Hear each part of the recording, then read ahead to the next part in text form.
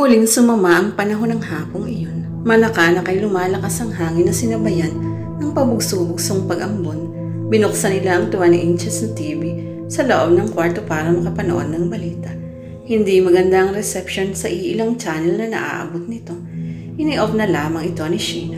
Panahon pa kasi yan ni Kupong-Kupong. Dahil lang to sa weather bro ha, baka may bagyong darating. Baka nga, kabadong sang-ayon ni Mercy. Muling nangamba si Mercy. Baka kasi muling mag-brown out mamayang gabi. Nagkakaroon na siya ng trauma sa gabi. Parang gusto na niyang maniwalang may third eye siya dahil hindi nakikita ng kaibigan ang kanyang nakikita sa dilim. Para maiwak siyang pangamba, pinagkasya ng magkaibigan ng mga sarili sa pagtawag sa kani-kanilang cellphone. Para preparasyon sa brownout, panay ang pag-charge nila ng mga CB kahit isang bar pa lang nababawas sa battery charge nito. Tunay nang nabahala si Sheena dahil hindi makalusot ang tawag niya sa CP ni Rob. Naisa na niyang i-confirm kung matutuloy na talaga bukas ang pangako nitong flight papuntang Davao. Hindi rin niya makontak ang ninang Margie niya. Mula pa kaninang umaga busy ang CP ng abogado. Marahil ngayong araw ang final hearing ng huling kasong hinahawakan nito. Nakumpirma yun ng sekretary nang tumawag siya sa opisina nito. Nang tawagan niya ang CP ng head guard, ay kinumpirma din itong hindi rin nakatawag sa kanila ang abogado. Talaga, Lola, sambit ni Mercy. Napalingon si Sheena sa kaibigan. Tiyak niya ang kausap sa CP ay ang gwela nito na nasa Bicol. Ayon kay Mercy, simple lang ang buhay ng paternal grandparents nito sa probinsya. 1 ektaryang lupa lang daw ang sinasaka ng lolo nito para pagkuhanan ng kabuhayan. Kaya nga buwanan nagpapadala sa mga ito ang kanyang daddy bilang tulong sa matatanda. At tulad ng milyong-milyong mahirap sa Pilipino, hindi rin ito nahuhuli sa uso.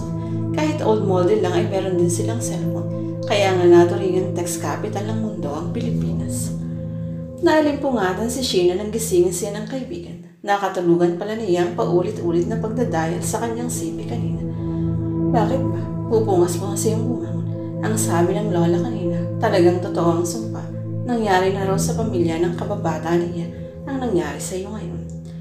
Napabuntong hininga ang dalaga. Akala niya kanina na wala na ang paniniwala nito sa bagay na iyan. Kung hindi nga lang ma-offend ng kaibigan, ayaw na niyang pakinggan ito.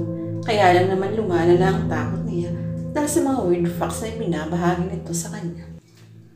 Mawawala lang daw ang bisa ng sumpa kung i-renounce mo ito in behalf of your grandfather. What? I'm innocent. Ngayon ko nga lang nalaman ang namagitan sa pamilya ko at sa mga Monte Carlo. And that's enough reason para ma-spare ako sa sumpa kung totoo nga yan. Heto na lang. Listen to this real story na minsay nabasa ko sa librong may pamagat na The Unseen War. Nasa sayo na kung maniniwala ka o hindi. Mahinahon na si Mercy. Alam niyang hindi basta-basta mapapaniwala ang kaibigan pagdating sa bagay na ito, ngunit magbabaka sakali pa rin siya. Naisip ni Sheena, sa nakalilitong sitwasyon niya sa ngayon, walang mawawala kung makinig siya at pag-aralan ang paniniwala ng kaibigan. Baka nga sa pamamagitan nito, matagpuan niya ang kaliwanagan ng lahat. Ang kwento ay tungkol sa mag-asawang may 21-month-old baby with SIDS o Sudden Infant Death Syndrome. Ito ay tinatawag ding crib death ng iba. Ang bata ay halos sa ospital na nakatira. Hindi nito kayang lumunok ng anumang solid food kung kaya't kailangang kabitan ito ng tubo para daanan ng kanyang pagkain. In short, ipinanganak ang batang may cause of death dahil sa kasalanan ng magulang. Ang ama raw kasi ng bata ay dating nagpa-practice ng witchcraft, so he repented and renounced his occult practices at itinapon ang lahat ng occult items na naroon sa kanilang bahay. Gumaling ang kanilang anak. The curse of death was broken and the spirit of death was cast out of the baby. Sheena, hoy. Tila nalimpungatan ng dalaga. Ang sabi ko, walang kasalanan ng bata but still he was afflicted by the sin of his father. Okay, I'll bet that. Halatang nagpapatianod lamang ang dalaga. Ignorance won't protect you from their demons. You've to get rid of whatever connections Monte Carlo left in your family. What connections? I don't know them, neither talk to them, nor set my foot on their ground. Iritado na si Sheena. Gusto nang mapuno ni Mercy. Umiikot lamang ang kanilang usapan. Pilit pa rin niyang pinakalma ang sarili. Listen, it has been written that tongue is a restless evil full of deadly poison. With the tongue, men praise the Lord, and with the men curse men. Do not reject this common knowledge that God and Satan are the only two sources of supernatural power, and cursing is not from God. Diniinan pa niya ang huling pangungusap. "You're trying to insinuate here that Rodrigo acquired the demonic power kung kaya't napakalakas ng sumpa sa angka namin." Medyo interesado na ang dalaga. "It might be. Who knows na sa sobrang galit niya sa lolo mo ay sinangla niya ang kanyang kaluluwa sa demonyo, kalapit or kapalit ng buhay ng mga kalderon." Ramdam ni Sheena hindi lang balahibo niyang nagtayuan, kundi ng mga buhok niya. "Kailangang ma-break ang course of death sa pamilya mo, Sheena." "Paano? Ina-assure ko sa iyong hindi involved sa any witchcraft or occult practices ang family ko." Wait, ayon sa nabasa ko, isa ring sanhi ng di maipapaliwanag na kamalasan sa buhay ay kung mayroong course item na nasa loob ng bahay. Nakabibinging katahimikan ang namayani. Halatang parehong nag-isip ang magkaibigan. Ang bronze jar, sabay ba nilang bulalas? Tama, baka nga isinumpa muna yon ni Don Rodrigo bago niya isinoli sa lolo Marcelo mo. At dahil course item ang bronze jar at nagkasala ang lolo mo, nagkaroon ng foothold ang sumpa sa bahay niyo.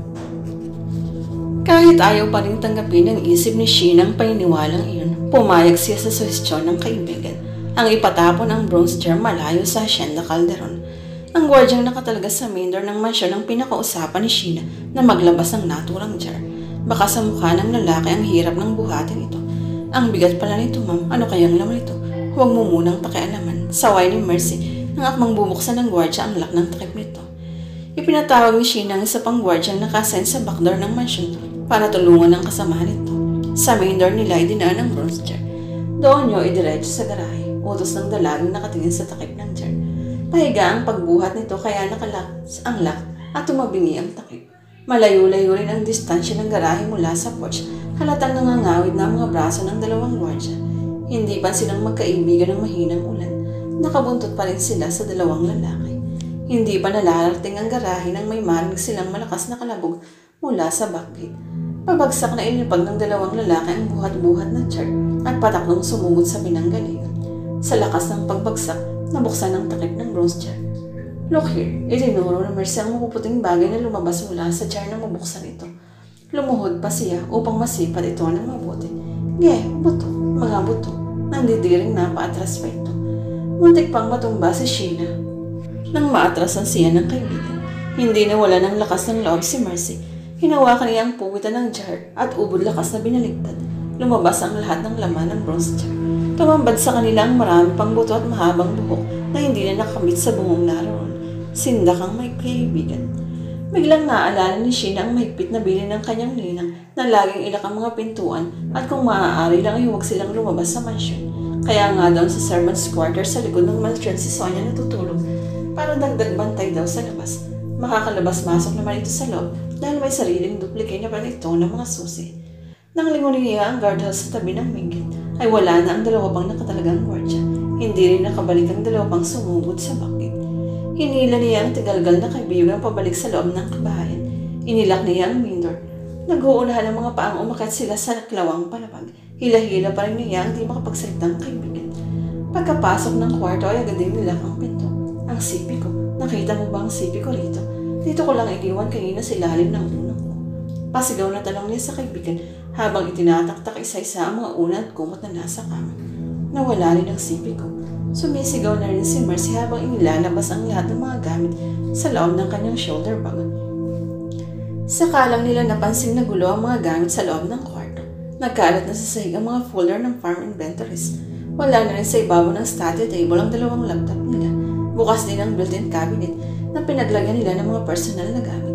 Nagkatinginan ng mga kaibigan. Iisang rumister sa isipan nila. May nakapasok na ibang tao sa loob ng mansyon habang nasa labas sila. Napagnakawan sila. Takbo ang magkaibigan sa bintana. Dumungaw. Makulimlim ang pangiligid dahil umaambon. Ngunit makikita pa rin mula roon ang dalawang gwardyang nakahandusay sa loob ng guardhouse. "Oh God, what's happening?" Nagpapanik na siya. "Paano pa tayo makahingi ng tulong kay Namang Oka at Aling Sonia?"